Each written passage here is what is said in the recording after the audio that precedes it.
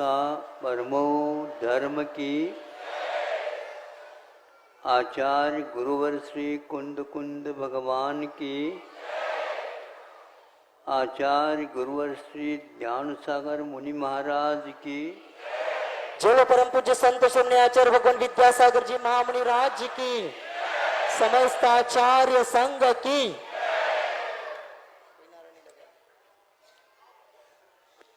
समय कम है,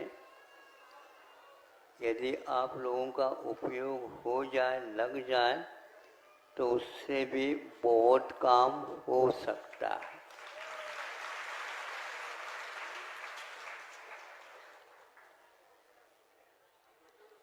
एक वर्ष का परिणाम परीक्षा के माध्यम से होता है,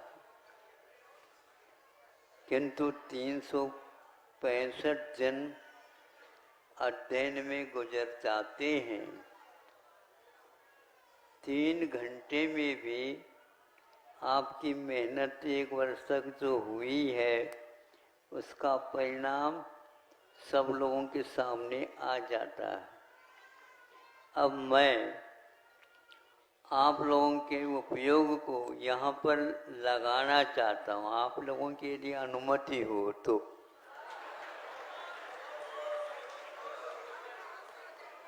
किंतु दूसरे तरफ आपका उपयोग न जाए तो इसका उपयोग हो सकेगा।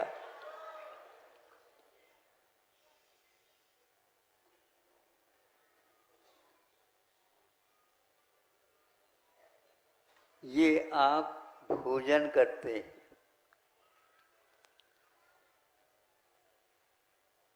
जिसको उपभोग बोलते हैं, भोग बोलते हैं। आचार्य कुंद कहते हैं, सम्यक दृष्टि का भोग असंख्यात गुणी कर्म निजरा का कारण है।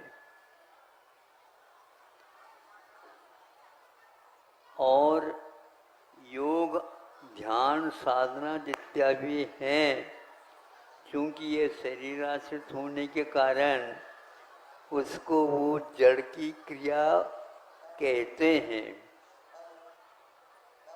अब हमें ये सोचना है, यदि भोजन भोग कर्म की निर्जरा के लिए कारण है, तो भोजन क्यों छोड़ो। जितनी एक बार भोजन करने में जितनी कर्म की निद्रा हो गई, और जितनी बार आप भोजन करेंगे उससे असंख्यात गुणी होती रहेगी। तो आपको क्या इष्ट लगता है? ये ध्यान अध्ययन त्याग तपस्या आदि जड़ की क्रिया घोषित करने वाले कई लोग आपके बीच में बैठे हैं।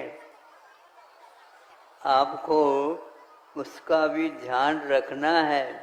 वो यदि इस प्रकार मान लेते हैं तो आप मानने के लिए तैयार हैं। तो कुंद ने जो कहा है वह क्या अर्थ है? इसीलिए इसको जो व्यक्ति जड़ की क्रिया मानता है, उसे अभी चेतन का क्या होता कार्य यही ज्ञात नहीं। यदि यह शरीर मान लो मृतक हो गया अथवा आप सो गए, शरीर कोई काम नहीं करता, उसके लिए भोजन दिखाओ तो खा लेगा वो? जड़ की क्रिया तो है ही। जड़ की क्रिया होती है तो जड़ होना अलग है, और उसकी क्रिया क्या हो रही ये देखना है। क्रिया करने वाला भीतर बैठा है, और वह उठाओ इस थाली में से ये एक चीज, तो वही क्यों उठाते हो आप? उधर रूखा सूखा भी तो रखा हुआ है। यदि जड़ की क्रिया है तो कोई खा लो, हाँ ज्यादा खा लो, कर्म की निजरा होगी नहीं। वो भीतर जब तक विकल्प नहीं होगा तब तक बाहर की चुनाव नहीं हो सकेगी। चुनाव का जमाना है आजकल।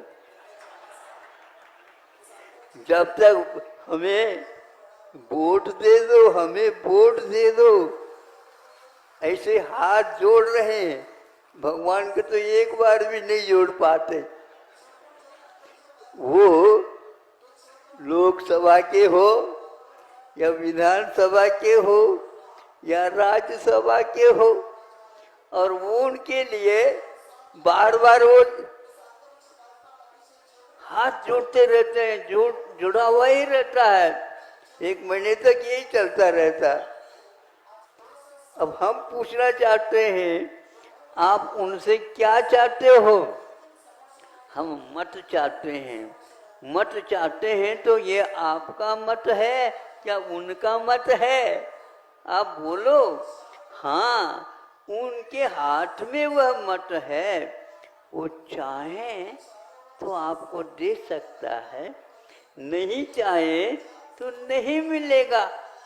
उसी प्रकार आत्मा यदि खाने का विकल्प करेगा तो ये खाना कार्यक्रम प्रारंभ हो जाएगा, और यदि वह नहीं चाहेगा तो यह नहीं होगा।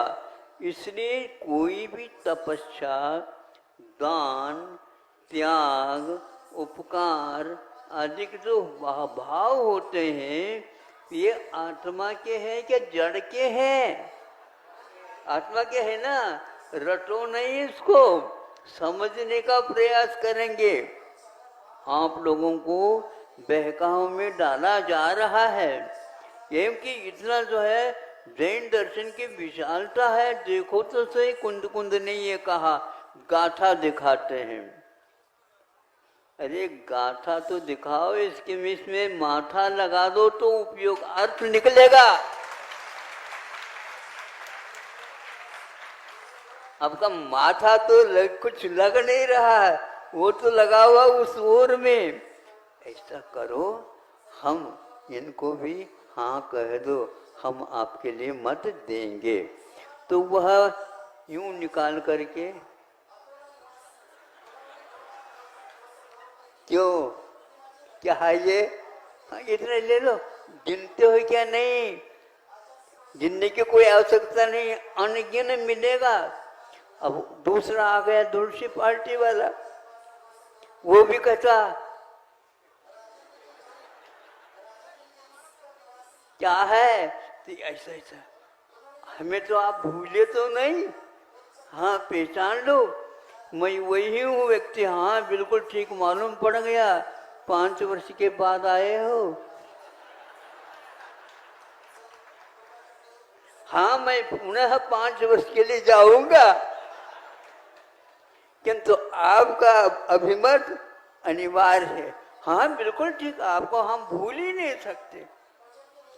जिससे बचना होता है उसको भूलना भी नहीं पड़ता।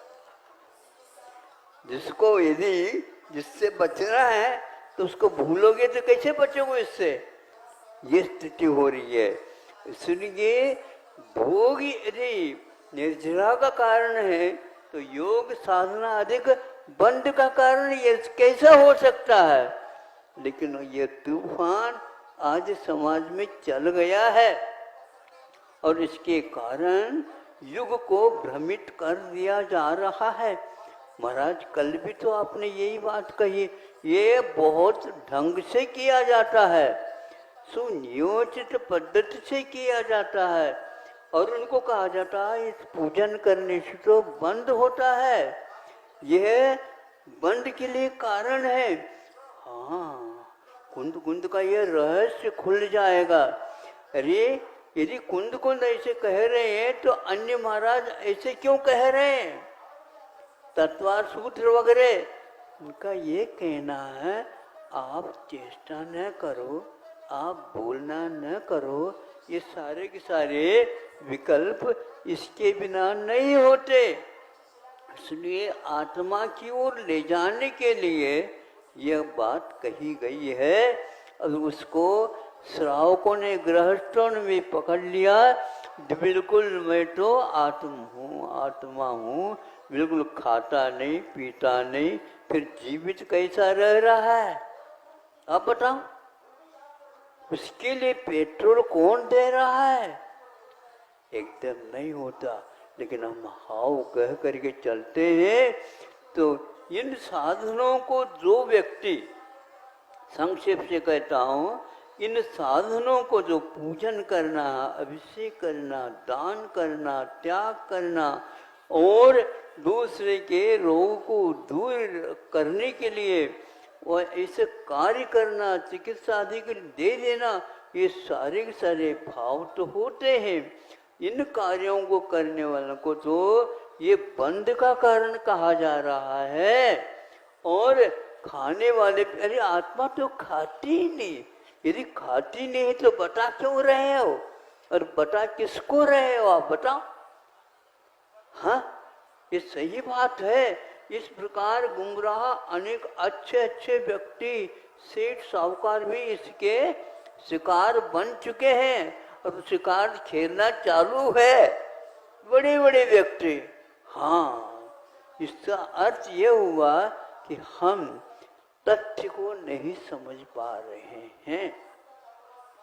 ये शरीर काम नहीं करता, शरीर तब काम करता है जब भीतर आत्मा सोचती है, विचार करती है, अब ये निर्णय लेते हैं नहीं हमें इसको देना नहीं है, अपने आप ये क्रिया बंद हो जाएगी। ये क्रिया स्वतंत्र नहीं है, ये भीतर आपके विकल्पों के ऊपर आधारित है। इसलिए आप लोग ये संकल्प लो, हम वहाँ तक पहुँचेंगे जो मुनिराज काम करते हैं। उस समय के लिए कहा जा रहा है। अब मुनि महाराज कैसे भोग लग सकते हैं आपके सामने बता रहा हूँ। इस बहुत अच्छे ढंग से सुन लेना, ताकि आगे के लिए आप संक्षेप तो करना ही है अपने को, क्योंकि आपको भी समय नहीं है, मुझे तो मिलता ही नहीं समय। मुझे तो अपने करने के लिए तो मिलता है, आपके काम करने के लिए थोड़ी मिला। हम तो इसलिए चुने गए हैं जीवन पर्यंत। अपने आप बार बार चुनाव नहीं होते, ही ध्यान रखना। जीवन पर्यंत यदि अच्छे कार्य करना चाहते हो तो आप कुंड कुंड के पास आ जाओ।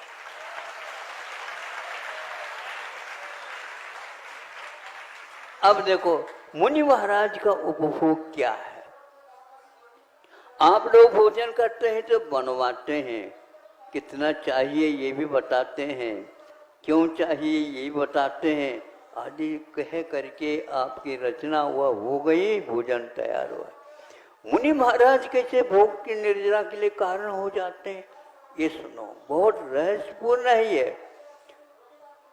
आप बैठे हैं, मेरे सामने बैठे हैं और मैं आपके सामने बैठा हूं, दोनों का आप देख रहे मेरी ओर, मैं आपको सुनाने के लिए आपकी ओर देख रहा हूं। इसमें देखने की क्रिया तो हो गई, लेकिन इंटेंशन पूर्वक मेरा ध्यान अलग है कि मेरे द्वारा वाक्य भी बनाए जा रहे हैं। आप सुन रहे हैं और मैं सुना रहा हूं। सुनने की क्रिया आपके द्वारा हो रही है और सुनाने की क्रिया मेरे द्वारा हो रही है, किंतु आप दोनों देखते हुए आपके कारण मुझे बंद नहीं हो रहा, क्योंकि राग द्वेष के बिना मैं बोल रहा। आप क्या भोजन करते समय राग द्वेष नहीं करते? थोड़े से नमक कम हो जाए यूं देखते हैं, हाँ क्यों, क्या बात है गई? नमक मिलती नहीं यार, बाजार में मिलता थोड़े कम पड़ गए होते। अरे हमने सोचा है जड़, आत्मा तो जड़ है ही नहीं, ये जड़ की क्रिया है, तो नमक कम बढ़ जाए तो आत्मा को क्रोध क्यों हो रहा है, ये हमें उत्तर देना पहले। किंतु मुनि महाराज राग द्वेष के बिना भोजन करते हैं, उनकी असंख्यात गुणी कर्म की निर्जरा के लिए कारण है। और आप शरीर को पुष्ट करने के लिए, जिह्वा को संतुष्ट करने के लिए और इस प्रकार के भोजन करते हो बनवा बनवा कर, ये तो पाप की क्रिया है, पाप की जड़ की क्रिया नहीं है, ये तो पाप की क्रिया है, इसका फल अलग मिलेगा। इसलिए ये हवा लग रही है। आप लोग कोट पहने हैं, ऊपर से जैकेट पहनाए हैं, ऊपर से यहाँ स्क्राफ बांधी है, क्या क्या करते हो आप लोग बताओ? भीतर अलग है, बाहर अलग है।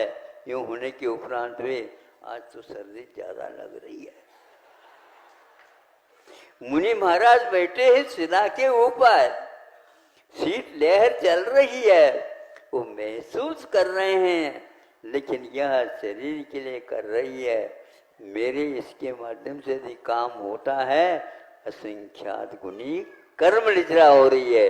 इस प्रकार ये शीत स्पर्श का उपभोग हुआ निर्जरा के लिए कारण, और आप उसके निवारण कर ले जो बैठे तैयार करके बैठे हैं, ये सब बंध के लिए कारण है, ये ध्यान रखो।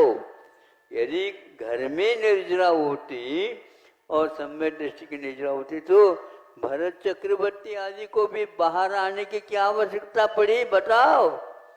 आप अपने अपने काम छोड़ करके इधर आने की क्या आवश्यकता थी? क्या हमने निमंत्रण दिया था आपको? नहीं है महाराज, हम अपने स्वार्थ से आए हैं। ये स्वार्थ क्या है? यही है जड़ की क्रिया, नहीं ये बुद्धि पूर्वक। इसलिए हवा के स्पर्श हो रहा है और दुर्गंध आ रही है मान लो, अथवा बगीचा में फूल खिले हैं उसकी सुगंधी आ रही मान लो। महाराज की नासिका, महाराज की त्वचा यानी स्पर्शनेंद्री, इसके द्वारा कोई भी कार्य नहीं हो रहा। और सुनने के लिए पक्षियों का कलरव भी हो रहा है, उससे उनको कोई रेडियो चलाता है तो चलाता होगा, तो अपने लिए चलाता होगा, गीत नृत्य इत्यादि में उनको आनंद आता होगा। श्रवण के लिए सारे के सारे ये उपभोग मिलने के उपरांत भी उनकी वह भोग निर्जरा के लिए कारण है। इसलिए ऐसे ग्रंथ पढ़ करके, ऐसे ग्रंथ को सुन करके आपका कल्याण कभी होने वाला नहीं है। फिर भी आप पैसे खर्च करके यदि कल्याण करना चाहते हो तो उनके पास जाओ, हमारे पास कोई भी इसका मार्ग नहीं है। लेकिन ये सब एक प्रकार से सुनियोजित काम होता चला जा रहा है। मोक्ष मार्ग में तो श्रवण के द्वारा एक कार्य होता, तो श्रवणों के कार्य निर्जरा जो होती है इस प्रकार के उपभोग से हुआ करती है। इसलिए उनको कहा है कि तुम राग द्वेष नहीं करो। लेकिन आपको राग द्वेष के बिना रहा नहीं जाता तो कोई बात नहीं, लेकिन उसमें एक सीमा बांधो और उसमें क्वांटिटी और क्वालिटी दोनों का मेंटेनेंस करो। और यदि निर्जरा करना चाहते हो तो कर सकते हो, लेकिन ये ध्यान रखना यहाँ बंद के लिए भी कारण हो सकता होता, क्योंकि आप उपभोग कर रहे हैं, बुद्धि पूर्वक कर रहे हैं। लेकिन जो नीचे के गुणस्थान है, भाव है, उनकी अपेक्षा से इसको निर्जरा भी हो रही है और इसके लिए बंद भी हो रहा है। बंद यदि हो रहा है, शुभ बंद हो रहा है, और दूसरा यदि और दूसरा बंद हो रहा है वो पाप का बंद हो रहा है जो विषयों की अपेक्षा से रखता है। इस प्रकार हमारे आचार्यों ने पात्र के अनुसार उपदेश दिया, उस पात्र को यदि बदल दिया जाए तो कभी भी उससे उपयोग नहीं होने वाला है। संक्षेप से इतना कहना था। अब सुनने के लिए तो आप सुन तो गए हैं, लेकिन भीतर मन में क्या भाव है उसी का परिणाम निकलेगा। लेकिन वह परिणाम सुधर जाए इस अपेक्षा से ये उदाहरण दिया गया है। यह अपने ऊपर उपयोग नहीं करना, किंतु सीमा को लेकर के अपने जिह्वा इंद्रिय के ऊपर नियंत्रण करने के लिए यदि आप प्रयास करते हैं तो आपके वे वह प्रयास निश्चित रूप से कर्म रचना के लिए कारण होंगे। क्योंकि आपने उपवास ले लिया, मैं आज केचुए भोजन नहीं करूँगा, तो ये उपवास करते हुए भी रसोई घर में मेहमान लोग आए हैं तो उनको भी बना करके हमें खिलाना होगा। किंतु वो सारे मिष्ठान को खिलाते हुए आप नहीं खाते हैं, क्योंकि आपने उसका त्याग किया। इसलिए जो व्यक्ति राग पूर्वक नहीं बुद्धिपूर्वक उस राग का त्याग किया भोजन का, तो उसको बंध संबंधी नहीं होगा, भले ही वह सुबह से लेकर के शाम तक रसोई के घर में भी है। ये है बुद्धिपूर्वक तप त्याग और साधना का फल है। ये इस प्रकार की साधना गृहस्थ भी करता रहता है। तब ये कहा जाता है, ये कब तक करते रहोगे, श्रमण बनोगे तो कोई करने की आवश्यकता नहीं पड़ेगी और असंख्यात गुणी निर्जरा भोजन करते हुए भी आपकी होगी।